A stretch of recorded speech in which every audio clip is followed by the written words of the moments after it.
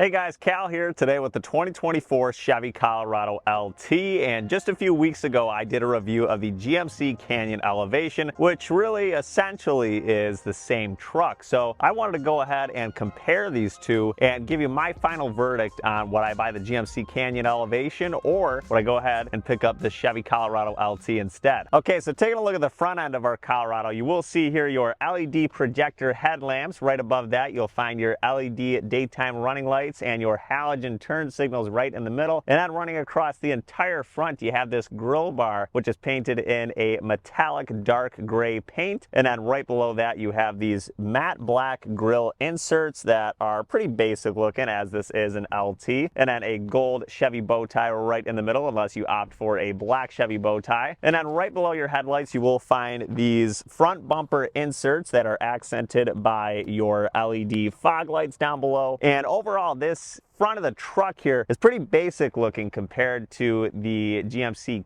Canyon. That one has a much more out of this world appearance. The daytime running lights and the turn signals run outside of the bumper all the way down the entire front bumper and kind of loop around, and it has a much louder appearance in the front end on the Canyon. It even has a much larger grille than the Colorado does here. So if you're kind of looking for a more outstanding, more upscale appearance, I would go with the Canyon. But for the Colorado here, if you're looking for that traditional truck appearance, this truck is going to be for you. Next up, under the hood of the Colorado, you'll see that you have one engine that offers two different power variants. So on the Colorado, if you get a work truck or an LT, you're going to get the 237 horsepower and 259 pound-foot of torque version of the 2.7 liter as standard, unless you upgrade to the Turbo Max. Now for the Z71 and Trail Boss trims, any other trim other than work truck and LT is going to get that Turbo Max as its standard engine option, and that Turbo Max version of the 2.7 liter turbo puts out 310 horsepower and 430 pound-foot of torque, and that is the engine that comes standard in the GMC Canyon, no matter what trim you get. And of course, since this one has the same 2.7 liter Turbo Max as the Canyon Elevation that I reviewed, it gets the same fuel economy numbers of 18 miles to the gallon in the city,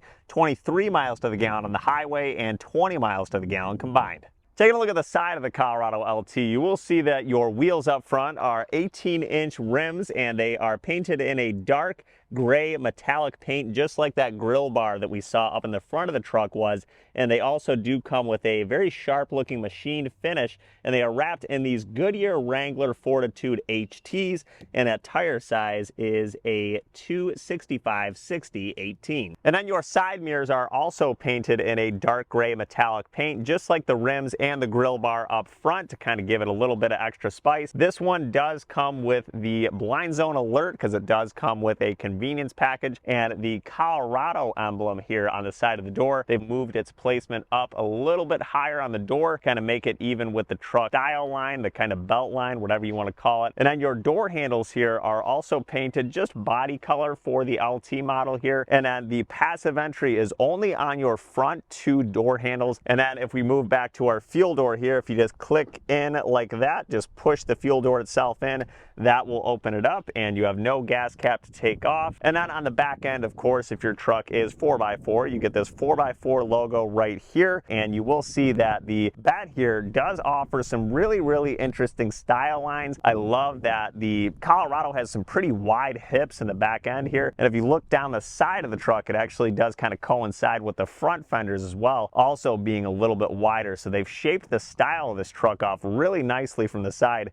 All right, now here we are at the back end of the Colorado here, and you will see your Colorado badging at the bottom left and your LT badging at the bottom right, and you will see Chevrolet stamped into the tailgate. I think that gives it a good look back here. Of course, that's kind of a trend in the auto industry right now we're seeing. Of course, since this is the Canyon's brother, the towing capacity is going to be the same. It's going to be 7,700 pounds as your max towing capacity. That should be available on your Z71 and Trail Boss trims. And then, of course, because this is a Chevy product, we get those nice corner steps on your bumper to go ahead and help you climb up into the tailgate.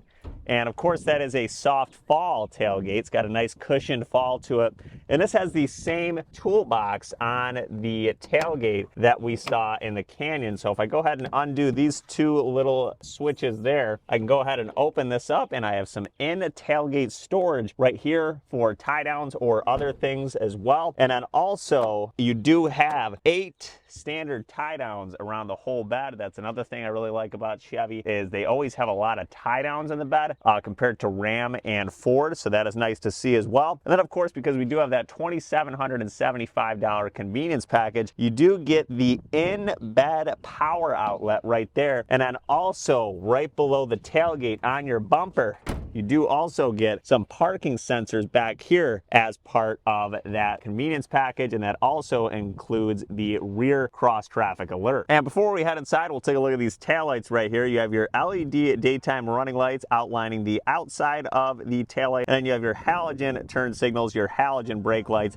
and your reverse lights down at the bottom. As for backseat space here in the Colorado, of course, since they are both the same truck, it is going to be the same for me back here. So I do have my front seat in the position that it was when I was sitting up there. I didn't move it at all. So I'm going to go ahead and hop in. I'm about 6'2" with a lot of legs, and I actually am able to fit back here. Of course, my knees are touching, but they're not quite smashing into the back of the seat. So I am pretty surprised with leg space back here, because for a mid-sized truck, it's not really common to find a back seat that's sort of suitable to fit taller people. The back seat does have air vents for your rear seat passengers, and then you do have 2 charging ports back here as well. And since this does have the convenience package, not only do you get the little power outlet, but you also get these EvoTex seat materials in the entire truck as well. And these are pretty soft seating materials, actually. I would say it's a little bit more forgiving than a traditional leather, and they have put a lot of good cushioning in the seats as well. So it's not very stiff like I get in a lot of the Chevy vehicle interiors. It's actually a pretty cushy, pretty forgiving material, these EvoTex seats. So I would say if you're kind of on the fence between cloth and EvoTex, I don't know, the cloth was pretty comfy in the Canyon Elevation, but I really do like these EvoTex seats if you're somebody who maybe you're going to be using this truck for work a lot, or maybe you have kids and they're a little messy. These are really, really easy to clean. All right, guys, so here we are in the front seat of the Colorado, and you will see on the door panel, we got our window switches and our lock and unlock, your mirror adjuster, all that good stuff over there. And then your Chevy Blazer style air vents are apparent in the dashboard as well.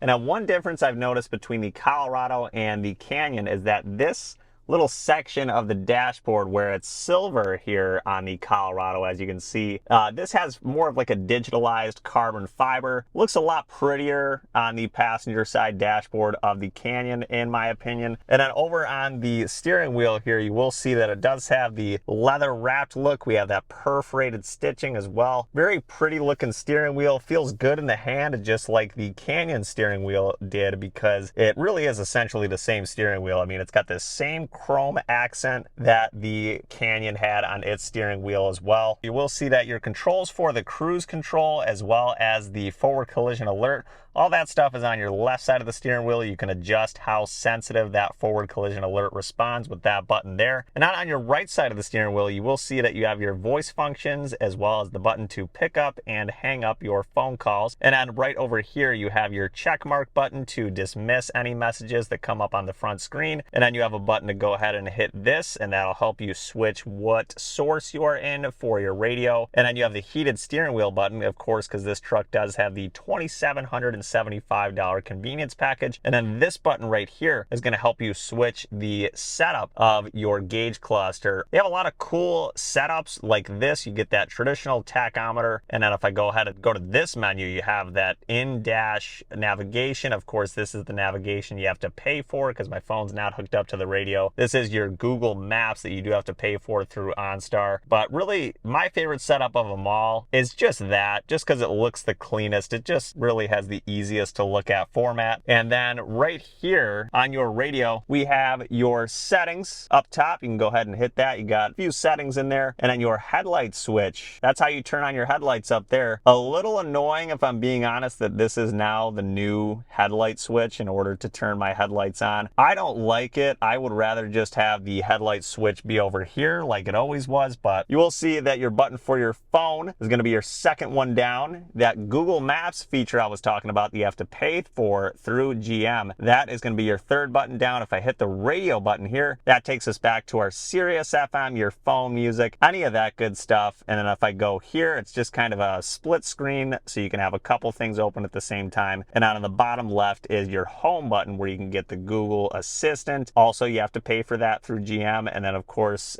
grayed out is the Android Auto and Apple CarPlay. You will have those once your phone is hooked up. Climate control is all physical buttons down here, which I really like, because I don't like having climate control in the touchscreen setup. I think that's a horrible way to do it. So I really like having the physical buttons down here for the climate control. And as you can see, it does have dual zone climate as well. And then right below that, you have this little swath of buttons to put all 4 of the windows down at the same time to shut off your auto stop start. And then a couple other buttons down here as well. Lane keep assist, you can shut that off too. Little wireless charging pad. I'm assuming that is also included in that convenience package, because that convenience package does include quite a bit. And then right below your wireless charging pad, you do have your little switch down here to switch from your 2 high to your 4 high, and also to go into your tow haul mode as well. I like to see the traditional style shift knob in here instead of Ford Maverick's dial or the Honda Ridgeline's buttons. Very nice to see a traditional style shifter in here. Of course, like a lot of the trucks in the past few years, still has an electronic parking brake and not a manual one. You have your cup holders down here, which are a fair size. They're not huge, but they do fit the Yeti by a very small hair, so they are decently big cup holders. And then this storage in the middle. If I take this little tray out here, go ahead and take a look at that. Guess I'm able to kind of get most of my forearm in there. They do give you a nice little tray to toss up top, put some more things into. And then this, just like this durable Evo Tex seating, which like I said, this is super plush seating in here. I love the seating material. And then of course you have that tough vinyl material up here, so that is going to hold up to you putting your arm on it over time. So really well done interior. Honestly, pretty much the same as the GMC Canyon overall, aside from that little dashboard detail. Other than that, mostly the same interior. All right guys, here we are in the Colorado. We're going to go ahead and take this thing out onto the road and see how she does. So the engine is already warmed up. I have had it running for a good amount of time here, so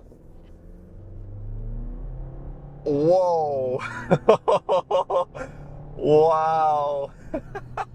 Oh man, I gotta say, that 430 pound-foot of torque, you feel it. That feels incredible. All right, we'll go ahead and get the cruise set so we don't get ourselves in trouble here. I gotta say, the pickup on this truck is great. Because of the engine, it feels light on its feet. Now, one thing that I noticed in the Canyon that I also noticed in this is, even though the steering in this truck does have pretty good weight to it, it still feels relatively numb. Like, you don't really know what you're doing with the front wheels when you're turning the wheel, but the weight on the steering wheel is pretty good. And then another thing I've noticed about this generation of Colorado compared to the last generation of Colorado is this interior feels like so much bigger now than the last Colorado did. Like, as you can see, I have pretty long arms. I can't even reach to the other door without leaning over. So it's a big interior in here. I mean, it's almost borderline starting to feel like my Silverado in here. I mean, it's not quite that big, but it is, to me at least, it does feel bigger than the last generation Colorado. And I gotta say, I love the light on its feet feeling that this truck has because of that engine. I love just the look of the interior, very simplified, very modern now, whereas like the last generation of the Colorado was definitely getting long in the tooth for a couple years there, but this now, such a massive improvement. I love the look of the radio in here and everything. And I also noticed that the road noise in here is so quiet, especially we have those carpeted wheel well liners, and this does not have the 2-inch off-road suspension that the Canyon Elevation does. So this one is a little bit more forgiving over bumps. It actually takes bumps super well. So if you do live in a bumpy part of town, this is actually going to take the bumps super well for you. And I gotta say, if you're used to the traditional Colorado setup where it maybe is a little bit of a smaller truck, I guess like any other vehicle nowadays, these trucks, even these mid-size ones, are starting to become so big generation after generation that I don't think that this is going to feel quite as small as the last generation Colorado did, but I do notice that the seating position is basically the same. I sort of feel like I'm like sitting on the floor like I have in the previous generation of the Colorado, which is always something that I didn't really like about this truck. So now it's time for my final verdict between the Colorado and the Canyon here. Personally, I think for myself, just off exterior looks alone, I'm gonna go ahead and spend the little bit of extra money that the Canyon costs, just because I like the exterior look of it better. I like the front end better. I like the rear end better. I just think it's a prettier looking truck on the outside, and I think that the dashboard design as well as the GMC logo in the center of the steering wheel just kind of go with the interior a little bit better than the Chevy does. Of course, you are paying more money for the Canyon, but I think I'm gonna pony up the few extra grand and I'm gonna go ahead and go with the Canyon. I just like the look of it better. It's as simple as that, you know. I mean, really, these trucks are very similar, if not basically the same. So really, you're just kind of choosing what badge do you want on the steering wheel, and what do you want the outside of the truck to look like? Do you like this more subdued look that the Colorado has here, or do you like the upscale, kind of high-tech, cool look on the outside that the GMC has? That's kind of the deciding factor. So I hope you guys did enjoy this week's review of the Chevy Colorado. If you guys have questions for me, leave them in the comments. I am pretty good at getting back to people. I just want to thank my friends at Jessica Chevrolet for giving me this Colorado to review. If you guys did enjoy this video, go ahead and leave a like and subscribe to the channel, and I will see you guys in the next review.